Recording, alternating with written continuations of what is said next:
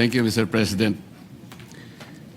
Gusto ko lang pong magpaliwanag sa mga ilang bagay dahil sa humaba po yung interpellation noon dahil sa isang napakaliit na issue lang na pinalaki po ng mga pangyayari.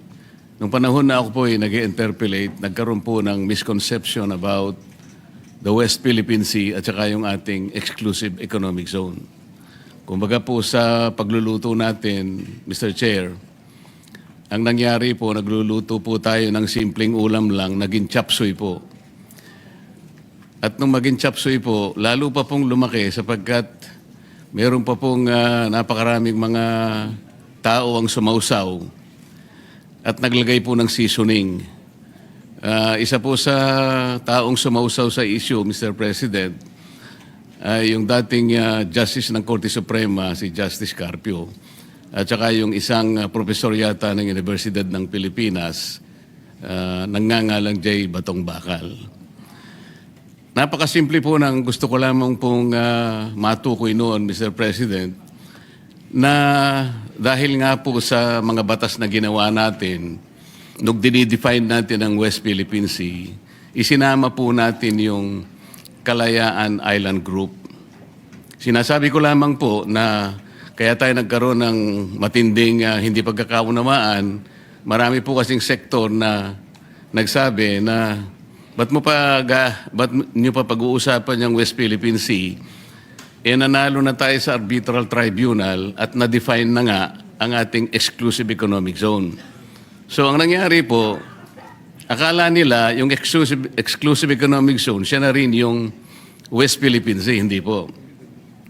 Napakadali pong i-define ang ating exclusive economic zone kung paano nating madidefine din ang ating territorial sea at ang ating contiguous zone, even our continental shelf at ang ating territorial sea, sapagkat magsisimula nga po doon sa archipelagic baselines. Ang nagiging problema po, pinipilit nila na yung West Philippine Sea kagaya na rin ng EEZ. Hindi po. Nung isama po yung Kalayaan Island Group, nakalimutan po nila na yung ibang features na sinasakop po ng ating bansa, halimbawa po yung Pag-asa, yung Parola, yung Kota, yung Lankiam, ito po ay 200 nautical miles away from the baseline, ay from the EEZ. Kaya nasa labas po sila. Alam po nyo, Mr. President, nung nagkaroon po tayo ng hearing sa CA, tinangka ko pong itanong sa ating ilang mga miyembro ng armed forces na nandoon, 35 po sila, Mr. President. Nalungkot po ako nung malaman ko sa sagot nila, hindi pala nila alam na yung ating mga occupied territories sa KIG ay nasa labas po ng ating exclusive economic zone.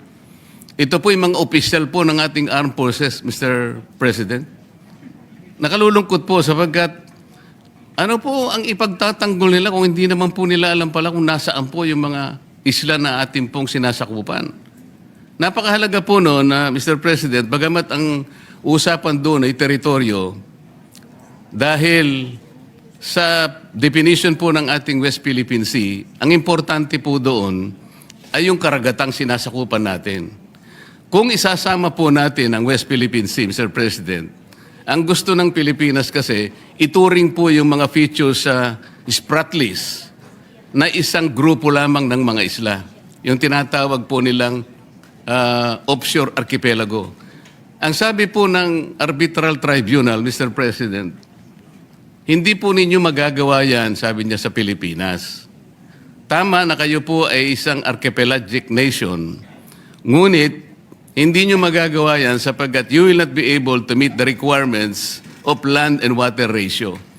Kung di po ako nagkakali, Mr. President, ang ratio po is 1 to about 9.135, something like that. Ibig sabihin po, meron pong standard na pagitan po kasi ng baselines kung saan mo ikakapit yung baseline. Kasi magkakalayo po sila eh.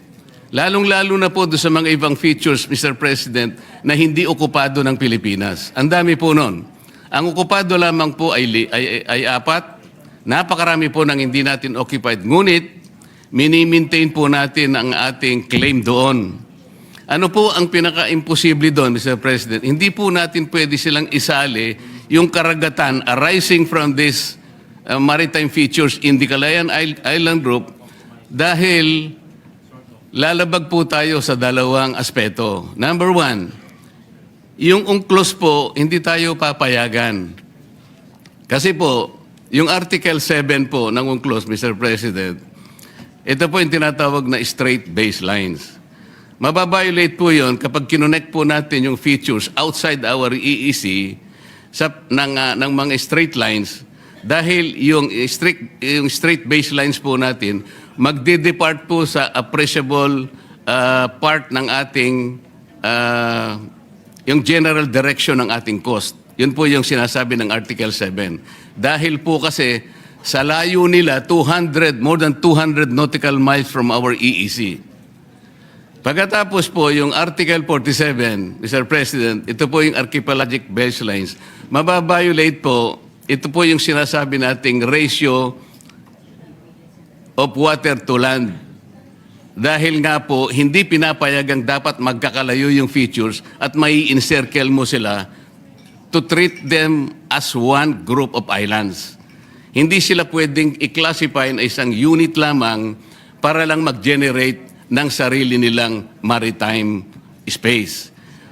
Ngayon, ito po yung nangyari. Dahil imposible po, dahil nga sa Article 89 naman po, ng UNCLOS din, Mr. President, hindi po natin pwedeng i-appropriate ang high seas. Nakalagay po talaga.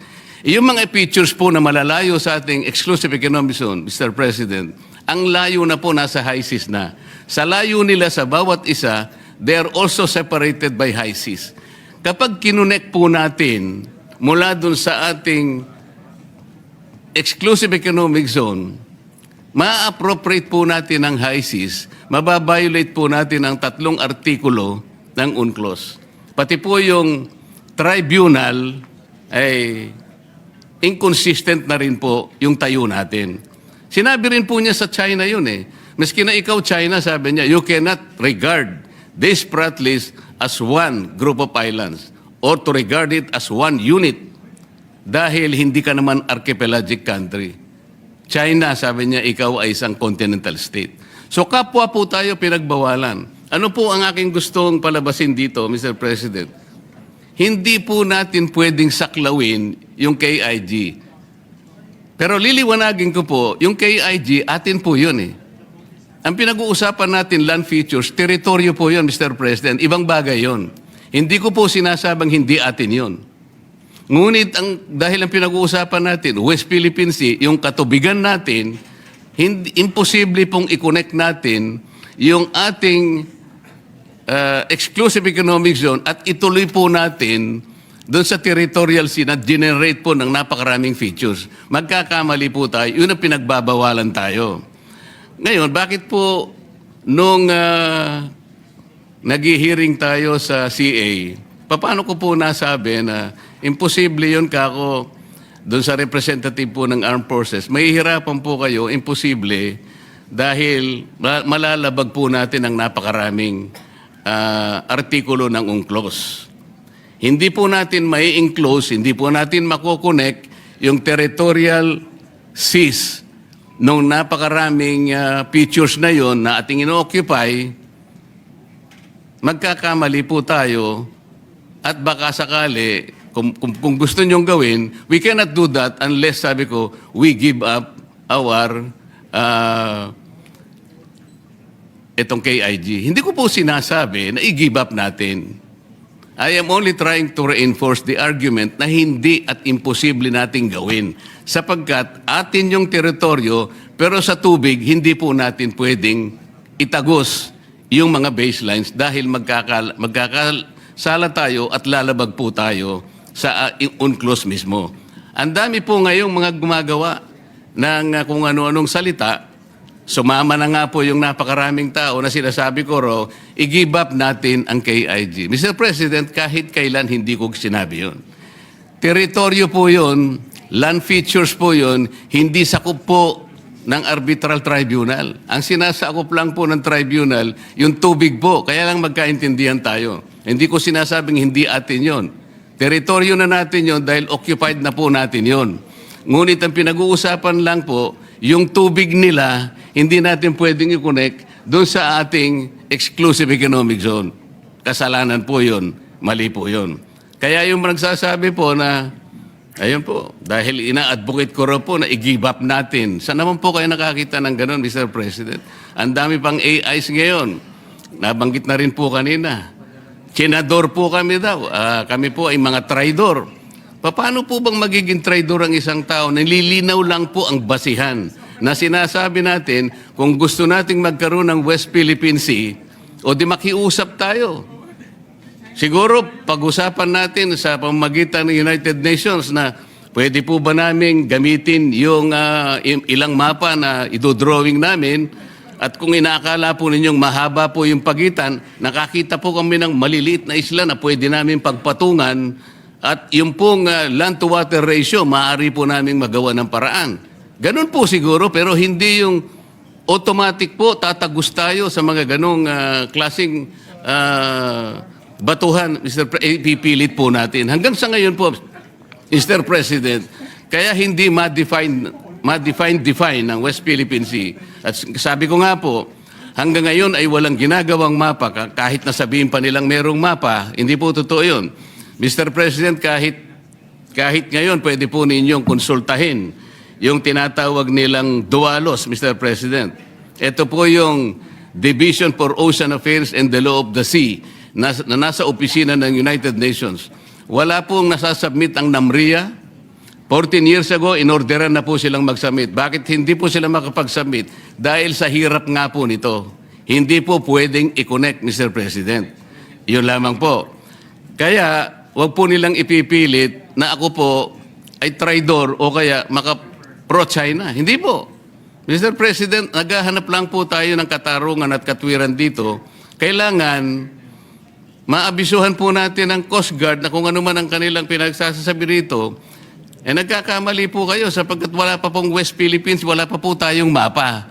Ang West Philippine Sea, nagkakaintindihan pa tayo, gusto nating gawin, gusto nating i-drawing, pero pagsikapan po natin kung paano natin talaga i-drawing sa harap ng napakaraming legal impediments na nakaharap sa atin. Yun po yung gusto kong linawin, Mr. President. Ngayon, kaugnay po dun sa pagbobotohan natin ngayon. Kagaya po na sinabi ni Senator Cayetano, Mr. President, talagang ako po nagtataka, ikukondem po natin ang public statements ng China na hindi ko po nakikita alin-alin po yung mga public statements para po tayong napunta sa eleksyon, mag-i-elect po tayo, pero wala pong kandidato, paano po tayong boboto? Yun po yung pinaka-problema natin.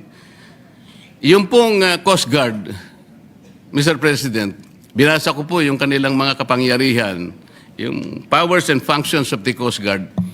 Hindi po nagkakamali, nasa 17 functions and powers.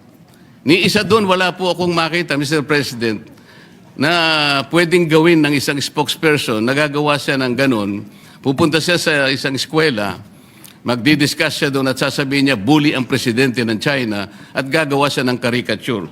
Wala po sa functions eh. Paano po ngayon natin bibigyan ng encouragement na pagbobotohan natin, ididepensa po natin yung paraan na ganun. Tayo po ay nagkakaisa na kailangan po natin ilaban ng sa atin. Nasabi na po yan kanina ni Senator Alan. Ngunit yung pamamaraan po ang problema eh. Ngayon, gusto kong bumoto sana kung halimbawa Manila ang pinag-uusapan natin. Ngunit kung boboto tayo nang dahil sa pinag-aawayan natin, nagmula po sa isang salita o pamamaraan ng isang spokesman ng Coast Guard at doon nga po ang pinagmulan ng maanghang na salita at ngayon nga po ay nakukompromiso na tayo at pagbobotohan natin, susuportahan natin yung ganung pamamaraan, baka lalo po tayong magkamali eh. Mr. President, tayo pong mga Pilipino, merong kasabihan eh. Kapag binato ka pag pinukol ka ng bato, batuhin mo ng tinapay. Yun po yung kulturang Pilipino, Mr. President. Ngayon po, maski sa Biblia po may sinasabi, kapag yung bulag, inakay niya ay kapwa bulag, wala po silang kapupuntahan, Mr. President. Naghahanap po tayo rito ng clarity. Ano po nangyari? Sa paghanap ko ng clarity, sa paghanap ko ng sagot para suportahan natin ang West Philippine Sea, ang inaani ko pa po ay parang ako po'y maka-China. Hindi po. Hindi po. Sana po ipatawag natin ang NAMRIA.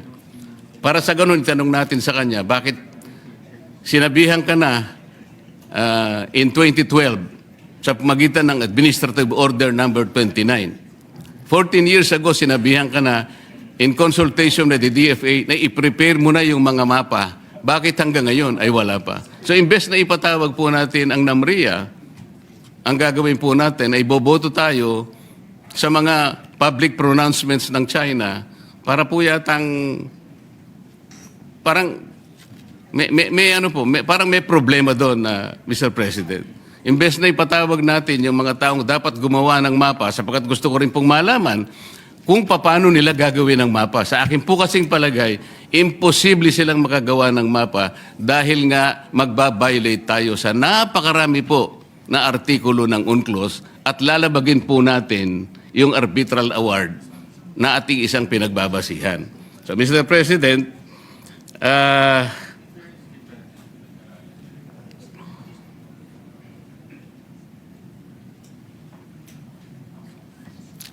magtatapos ako sa isang pananalita na lang, Mr. President. Sa aking palagay po, ang isang pagkakamali ay hindi po may tutuwid ng isang pagkakamali. Hindi po natin magagawa yung gusto nating gawin para kausapin natin ang China sa maliing pamamaraan. At kung pamali po ang paraan, wala po tayong magagawang mabuti, Mr. President. Maraming salamat po.